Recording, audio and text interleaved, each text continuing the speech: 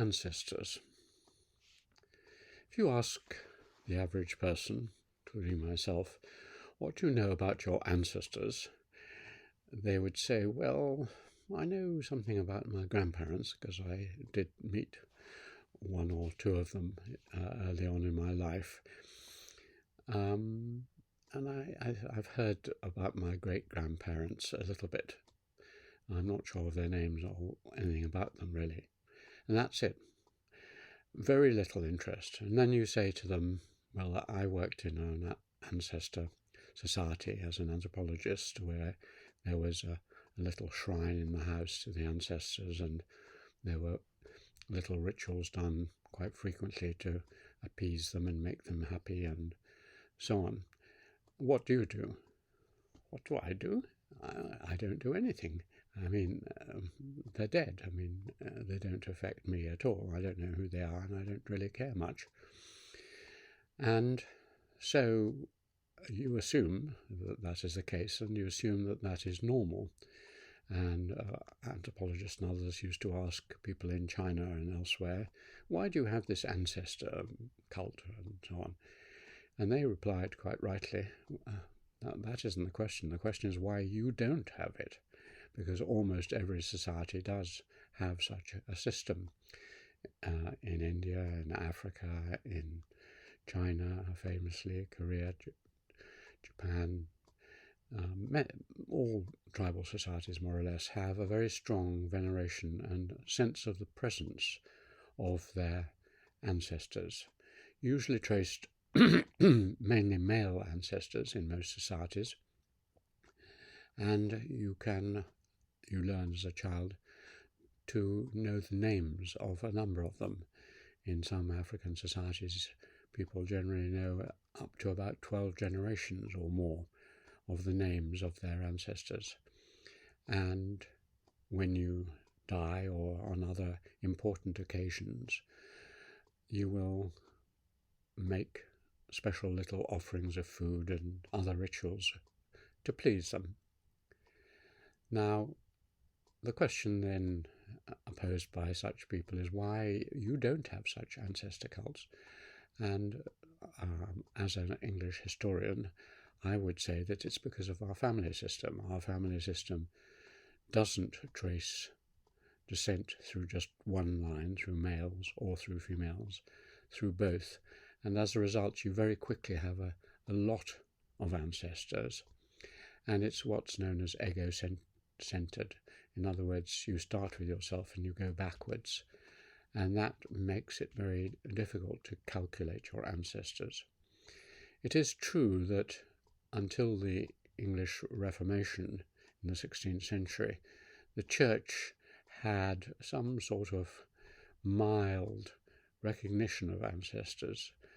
There was purgatory, so your ancestors might be hanging around and you might do some rituals for them.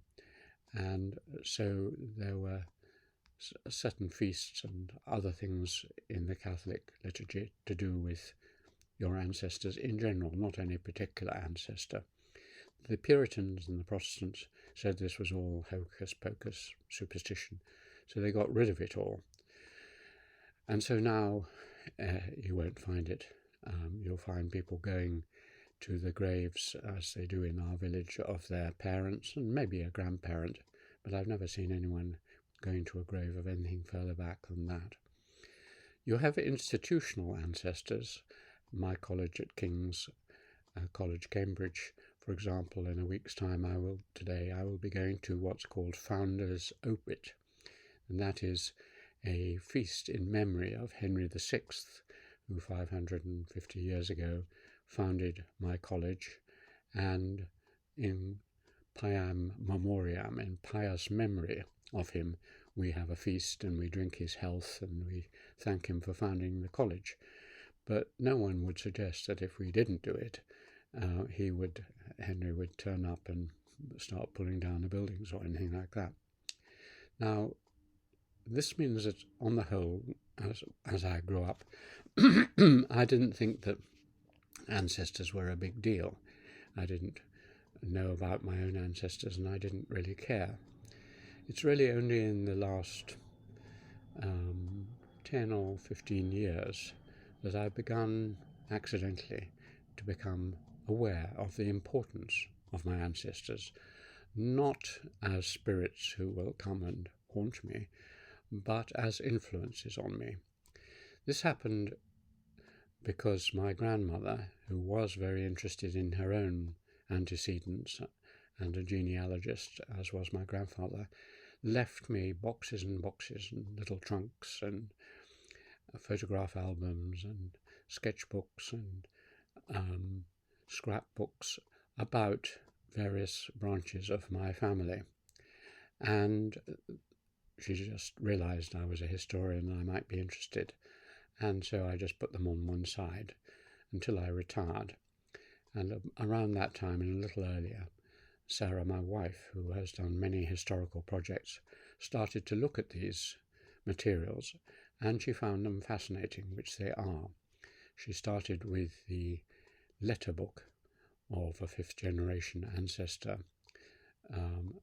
Herbert Jarrett James, who was a legal official, chancery judge in Jamaica.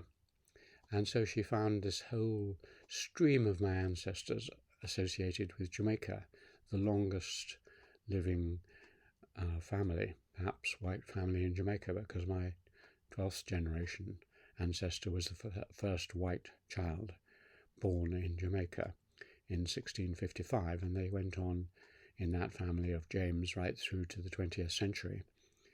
And so she's edited that book and looked at other members of the James family who went down, and later in the 19th century went into the church.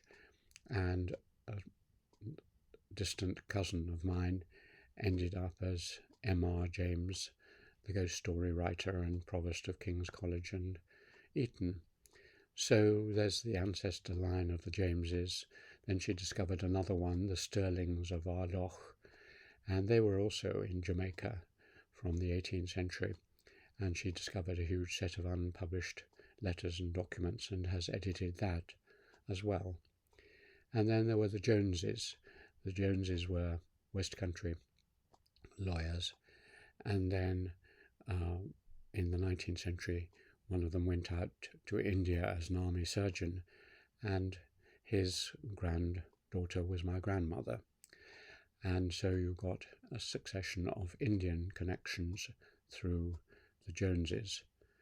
There was also my own Scottish Macfarlane ancestors, though much less is known about them, and they mainly did, as Scots did, go abroad to Assam tea and Mexican mines and so on and so on.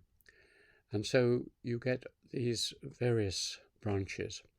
And looking at what Sarah's done and edited and reading this through, I not only see the extraordinary nature of the British Empire across Burma, India, Australia, Canada, and so on, but also the way their characters are shaping me. I can see similarities in their attitudes and their class and many things about them, which is not surprising. It's not the genetic shaping, it's the cultural shaping I'm interested in, because obviously my parents deeply influenced me. They were influenced deeply by their parents, so my grandparents, but they in turn were deeply influenced by their parents and grandparents. So you need to go back at least 4 generations to understand the keys to your own personality. So we are like great trees. Half of us is above the ground, our lives, and half of us are these deep roots, almost the same size, going back through many different channels down into the earth and feeding then up into the trunk of the tree and creating who I am. So I am apparently free and born free, but I am deeply conditioned by generations who have died and whose lives I both admire for their humour, endurance and sacrifice, but also feel slightly uncomfortable, or more than slightly at times, because they were typical imperialists of their kind.